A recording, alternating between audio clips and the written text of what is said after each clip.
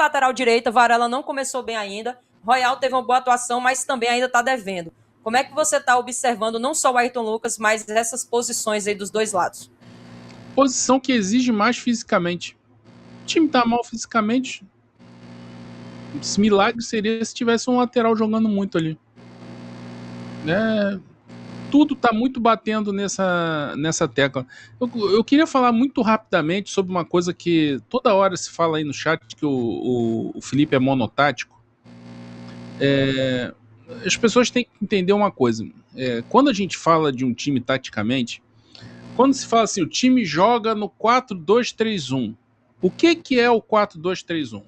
É uma coisa que é didática para que uma pessoa que não se interessa tão profundamente por tática, não procura estudar o assunto, ela possa entender. É uma média, é uma mistura do que é a posição do jogador e a ocupação média de onde ele fica no campo, né? Então é o lateral, então ele vai e volta, então ele fica ali. Aí os zagueiros, aí no caso do Flamengo, 4-2-3-1, 2 volantes, aí um cara de um lado, um cara do outro, um meia centralizado atrás do centroavante. Isso aí é o esquema didático para passar. Mas e aquilo ali acontece nunca no jogo. Porque você tem um sistema para defender e um sistema para atacar. Então o sistema para defender quase sempre é o 4-4-2, mas isso aí é normal nas equipes, né? Defender dessa forma quando vai para o bloco baixo, bloco médio, se compacta ali, ou é 4-4-2, ou 4-1-4-1, 4-5-1, ou joga com 3 zagueiros, aí é linha de 5 e tal.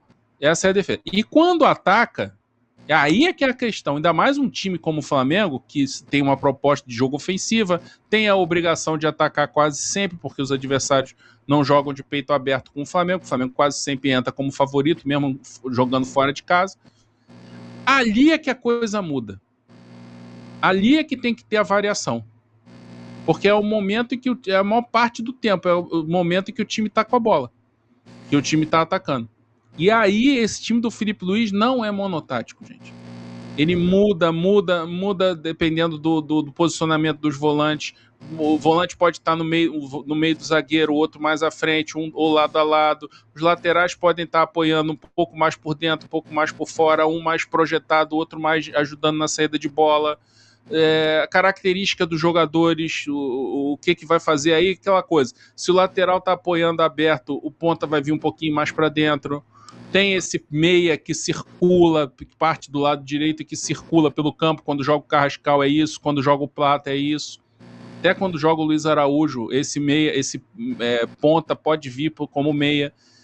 Tem essa questão do Arrascaeta, que aí é uma questão de crachá, de função. As pessoas acham assim, quando joga o Plata junto com o Pedro ou o Bruno Henrique é um 4-2-4. Quando joga o Arrascaeta é um 4-3-3. Não! É a mesma coisa. A dinâmica é a mesma. A única coisa que muda é que o Arrascaeta tem característica de meia, então ele às vezes ocupa espaços no campo diferentes do Plata pela característica, mas a função é a mesma. É a mesma, ele é um meia atacante que vai, sem a bola, vai fazer companhia pro atacante na frente. Então, assim, o problema não é ser monotático. Não é ser, é sempre a mesma tática. Não é. Não é porque é sempre a escalação de 4-2-3-1 que o time é monotático. O time tem variações, sim, tem variações de acordo com a característica. Quando joga o Pedro é uma coisa, quando joga o Bruno Henrique é outra, quando joga o Plata é uma coisa, quando joga o Carrascal é outra, quando joga o Paquetá é outra. Os volantes é a mesma coisa, de característica dos jogadores.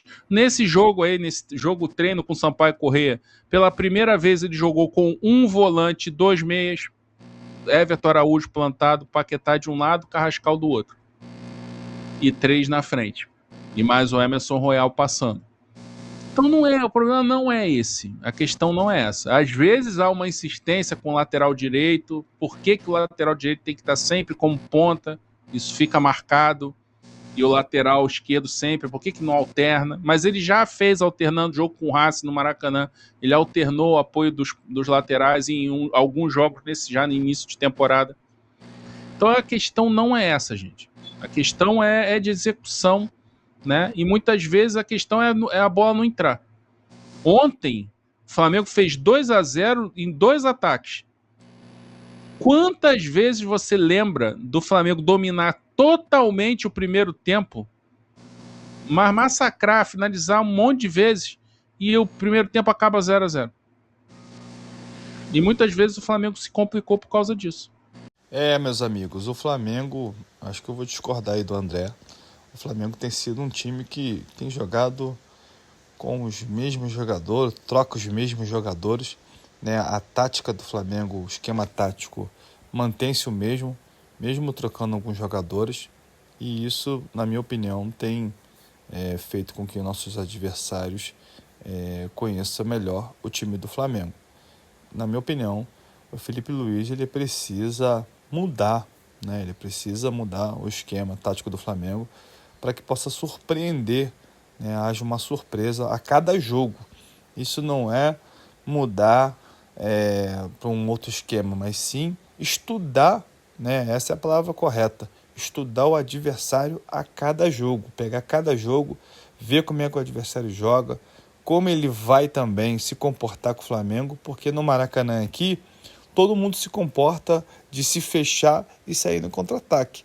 Então o Flamengo precisa, além de ter um sistema tático adequado para jogar com esse time, o Flamengo precisa também chutar mais para gol, fora da área, porque se você sabe que o seu adversário ele vem para sua casa, né, fechado, você precisa chutar mais para gol, fora da área.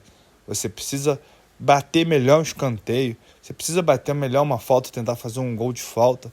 Então, o Flamengo hoje não tem isso. E falta muito esse esquema, né? O Flamengo ele precisa ter, além desse esquema tático, também, né, formas de converter o gol.